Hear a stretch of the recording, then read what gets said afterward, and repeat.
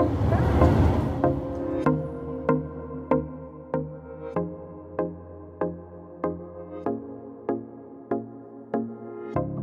LAMCOS, c'est le laboratoire de mécanique des contacts et des structures, qui est une grosse unité de recherche sur le campus de la Doua, unité mixte entre le CNRS et l'INSA de Lyon. Nous avons beaucoup d'activités dans beaucoup de domaines, que ce soit dans les transmissions mécaniques, les problèmes de tribologie, de frottement d'usure, les problèmes d'acoustique, de dynamique des systèmes. Et on fait aussi beaucoup de simulations numériques, ce qu'on appelle la mécanique numérique, pour faire des jumeaux numériques et avoir par la modélisation des solutions très rapides et à un coût qui est bien inférieur à ce qu'on pourrait faire si on faisait des expériences. Le LAMCOS bénéficie du label Institut Carnot, ingénierie à Lyon. Qu'est-ce que c'est que ce label? C'est un label de qualité, d'excellence de la recherche partenariale, d'excellence scientifique. Et ce label est donné à certains laboratoires par le ministère de l'Enseignement supérieur et de la Recherche, sur proposition de l'ANR, l'Agence nationale de la recherche. Ensuite, certains de ces Carnots, donc ces regroupements de laboratoires et de centres techniques, vont pouvoir adresser des filières particulières. En l'occurrence, aujourd'hui, on parle de la filière Cara, Modelux.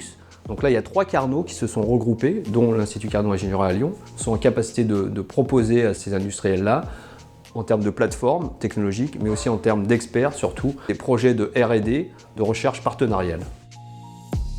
Les travaux de recherche menés par l'équipe TMI au sein du LAMCOS, Laboratoire de mécanique des contacts et des structures, concernent la tribologie. C'est une science pluridisciplinaire qui traite de l'analyse du frottement, de la lubrification et de l'usure. Dans le domaine de l'horlogerie, nous menons des travaux d'augmentation de fiabilité et durée de vie des mécanismes d'horlogerie. Donc ça concerne les engrenages et ça concerne les encres d'échappement. En horlogerie, les micro-retards, c'est un petit peu la bête noire des horlogers, c'est-à-dire qu'une montre, lorsqu'elle va faire un tour en 1 heure, on ne veut pas que ce soit 1 heure et quelques secondes, mais bien 1 heure. Et la qualité finalement horlogère, elle est liée à la chronométrie, la précision de la chronométrie. Donc on voit ici le disque qui est l'oscillateur, qui est le cœur du mécanisme horloger, qui donne le battement. Et on voit ici l'encre suisse avec la roue d'échappement qui permet de générer le mouvement continu à l'origine des secondes, des minutes et des heures.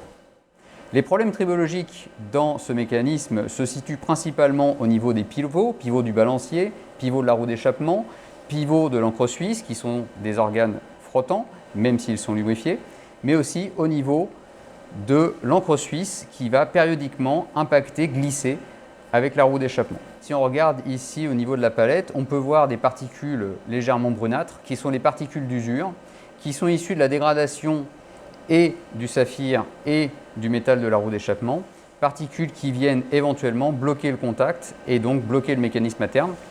Ce que l'on veut, c'est minimiser finalement le détachement de particules de telle sorte qu'on ait un mécanisme qui ait une durée de vie la plus grande possible. L'analyse est faite de manière systémique, c'est-à-dire que l'on regarde d'abord, dans un premier temps, comment fonctionne le mécanisme existant et la création d'un modèle virtuel qui puisse nous permettre de travailler sur la modification soit de profils géométriques, soit de nature de matériaux, donc en termes bien entendu de caractéristiques mécaniques, mais en termes aussi de constitution. On pense à des matériaux qui sont auto-lubrifiés, des matériaux poreux, comment définir cette porosité, comment définir le taux d'imbibition, la perméabilité, etc.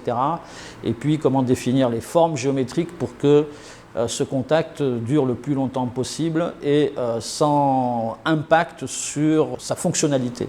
La valeur ajoutée du LAMCOS au niveau de la tribologie horlogère, c'est d'avoir la possibilité de coupler les observations à différentes échelles, échelle plutôt optique, c'est-à-dire grande échelle jusqu'à électronique petite échelle, avec de l'analyse parfois chimique des surfaces, et coupler finalement ces observations avec de la compréhension de ce qui se passe au niveau des phénomènes tribologiques, c'est-à-dire finalement du mouvement des particules, ce qu'on appelle le circuit tribologique. Lorsqu'on utilise un microscope électronique à balayage, on peut finalement zoomer très fortement au niveau de la matière. On va observer finalement les particules d'usure, où elles se situent dans le contact, comment elles se sont agglomérées, et éventuellement si par exemple elles créent une porosité qui permet de retenir le lubrifiant et avoir un effet bénéfique sur la lubrification et donc sur le comportement tribologique du mécanisme horloger. On va aussi coupler ces observations avec de la modélisation qui est dédiée à l'horlogerie puisque les phénomènes sont très spécifiques. On conçoit nos simulations numériques comme un environnement mécano-fidèle, c'est-à-dire qu'on prend en compte les paramètres des matériaux, donc leurs mesures géométriques, les forces qui sont en jeu, les conditions de glissement, et puis on injecte toutes ces données dans le modèle numérique.